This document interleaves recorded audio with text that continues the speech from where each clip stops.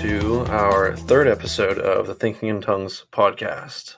This week, we're going to be talking about the theology of education and teaching and what all that entails. We have a very, very special guest that I am very honored to be able to share this recording with, and I'm very excited for what we've got ahead of us in the next hour or so. So today on the podcast, we have Josh, our standard co-host, who we love and appreciate, a lot. Josh. Hi, how you doing? How you guys doing this week? And on Discord, we have here with us Pastor Brett Rogers from Delphi First Assembly of God. Brett, if you want to introduce yourself. Well, I mean, you just introduced me there, but yeah, for those of you who don't know me, and that's probably just about everybody, my name is Brett Rogers, associate pastor. I mean, they gave me an upgrade here just a minute ago. You all heard it, but I'm associate pastor over at Delphi First Assembly of God in Delphi, Indiana, and joining you here on the podcast today. I'm excited, and Destin saying all these nice things earlier here. Checks in the mail. Thank you very much.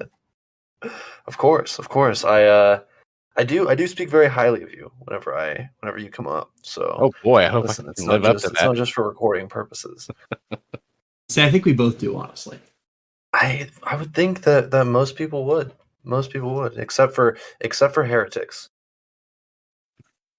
Yeah, I wouldn't really want them talking highly of you necessarily. Maybe. No. But everybody that does not speak highly of Brett is 100% a heretic. So remember that. Oh boy. No, that's a joke. Take that leap. Oh shoot. So like I said, today we're going to talk about the theology of education, and Brett, I wanted to have you on to talk about this because, well, for a few reasons. One, you were originally a teacher, and you can feel free to go into all that, but also because I know that when I had just gotten saved and you were sort of, discipling me in the church, you had some really good techniques and a really good way about it that I think we should go into so that a lot of people need to learn how to take that approach. And I'm not really sure what you did, but oh boy, that's I what hear we're I was here to hoping talk you'd about. tell me, but see, but you're in the hot seat, not me. So okay. Well, yeah, we'll figure it out here as we go then. Yes. So, where would you like to start? All right. So, if you want to just share with us a little bit about your background in teaching and how that's carried out through today, Absolutely. I think that'd be a good starting point. So, as far as education goes, I did 4 years of training in secondary English education at Indiana Wesleyan University. I learned how to be, obviously an English teacher, and got a job after a couple of years of being out of college, being able to teach 8th grade English students. The thing about teaching 8th grade is they already know everything, and they'll tell you that. So it makes your job really easy. It's hard to keep their attention because they know everything, but,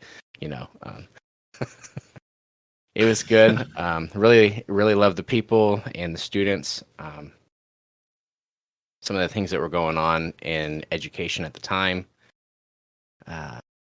wasn't really a big fan of, and that wasn't where the Lord had called me to be.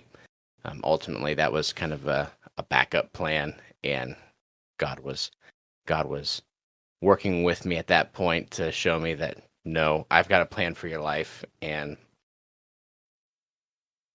that I needed to trust Him. Yeah, now it's time to listen, pal. Yeah. Teaching's part of it, but that's not the end all. So yeah, that was a process. Ended up, long story short, Sunday night ministry with young adults. I was invited by our pastor on a couple occasions to preach, and he called me over to his house after one of those nights, and I thought, oh oh man, I've taught some kind of heresy.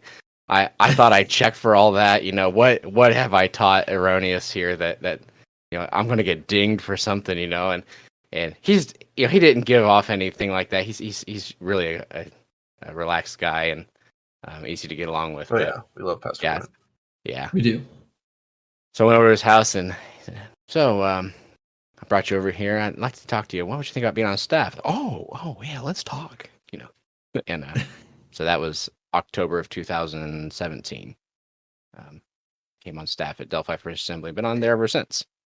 So it's been a blessing. And there's sometimes the question about, well, what if I get into college and the thing that I train for, that I've worked for, and I don't ultimately end up in that field? Well, that was a concern because, invested a lot of money into it. But it turns out God was able to take what I was learning in education and translate that over into ministry. Because we get this commission from Jesus in Matthew chapter 28 about as his disciples going and making other disciples. Turns out education gets involved in that somehow, and it's really important. So I think that's where you're wanting to go next, right? Yeah. Well, that's definitely on the itinerary. Because you're right. I think when I've learned about fivefold ministry and pastors, teachers, prophets, evangelists, and apostles, like the big thing that we see is that teachers sort of become more known to be in the realm of discipleship in classes and things like that, which I think is appropriate. But so I just wanted to, I guess, to start out with like, what's your philosophy on education? Not just your philosophy, but like your biblical ideal of the concept of education. Oh boy. I That told you sounds I'd throw you some curveballs. sophisticated, man. Yes, of course. College I student. mean, ultimately, we're told in the Bible that it's the glory of God to conceal a matter and the glory of kings to seek it out. So there's something about uncovering the things that God has hidden, that He's woven into creation, that there's an expectation that we'll do.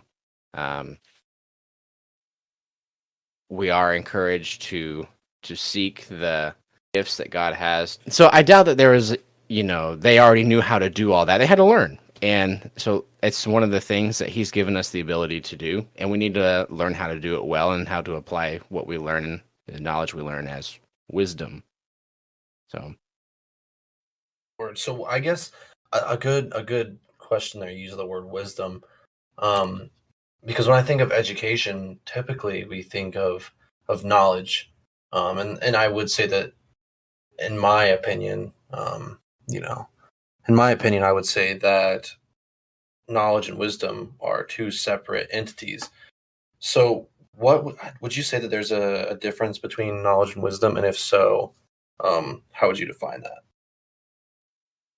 Yeah, I'd say that there's a pretty big difference between the two of them. Knowledge being, the facts or the figures that I have, the things that I understand, that I know about. But wisdom would be the application of that knowledge. So you can be, a walking encyclopedia, but if you can't apply that knowledge, like battle tactician, I don't care how much Sun Tzu you've met. If you can't coordinate worth a hoot, then you may have all the knowledge about how to lead people to victory, but you're not going to be able to get it done because you don't know. Oh, I like that. Knowledge. Yeah. So then, how would you say that one could draw the connection? Like, how could you take something from knowledge and turn it into wisdom, or is there a whole different process of receiving that information that turns it into wisdom as opposed to just standard knowledge? Ooh. Man.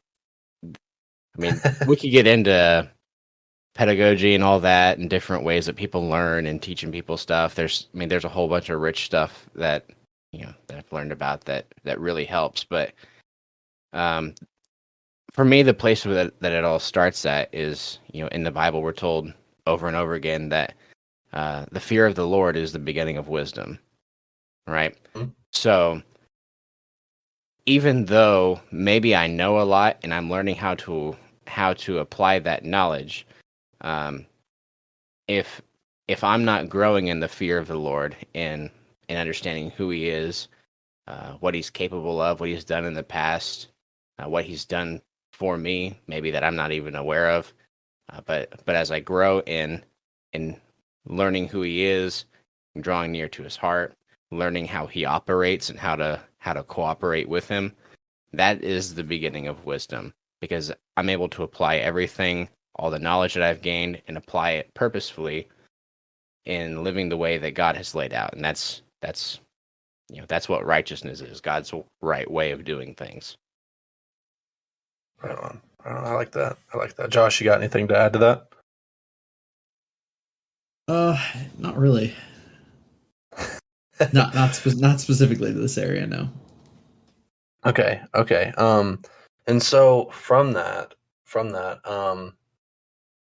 I wanted to know, how do you separate like your general education that like you would give to anybody in the world, somebody say you see them in the coffee shop and they're asking for advice. How do you generally educate them versus would you draw a separation between how you would educate them versus how you would educate within like the church, like versus like say you have a friend that you just met somewhere out in public and you're talking to them versus how would you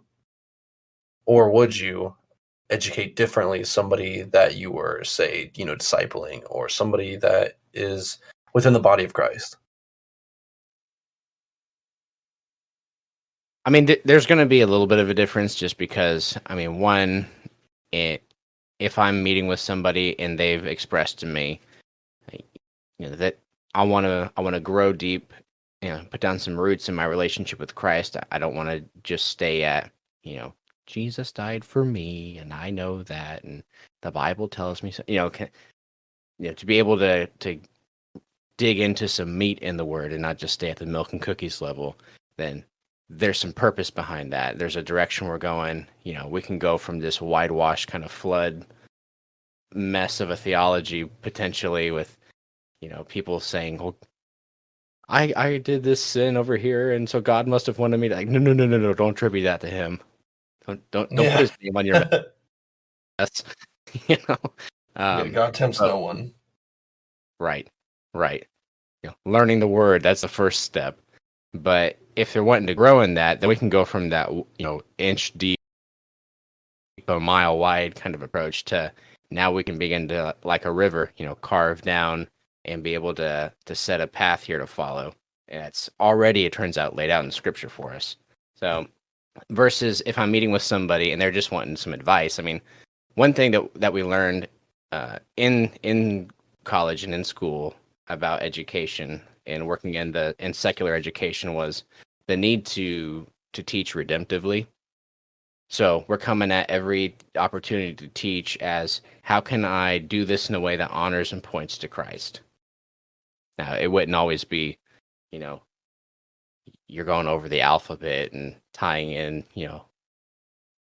stuff about the Bible and how you do that. A is for right? apostle. Yeah. A is for apostle, B is for Bible. Mr. Brett, this sounds awful lot like Christianity. Yes, indeed. Well, honey, you should talk about that. The gospel. Yeah. But what it does look like is I'm teaching the things that Jesus taught, and putting some seed down metaphorically, so that when these students do come across Jesus, or when I do get the chance to talk about it, about my faith and and about why it's important and how it affects every area of life. All the groundwork is already there.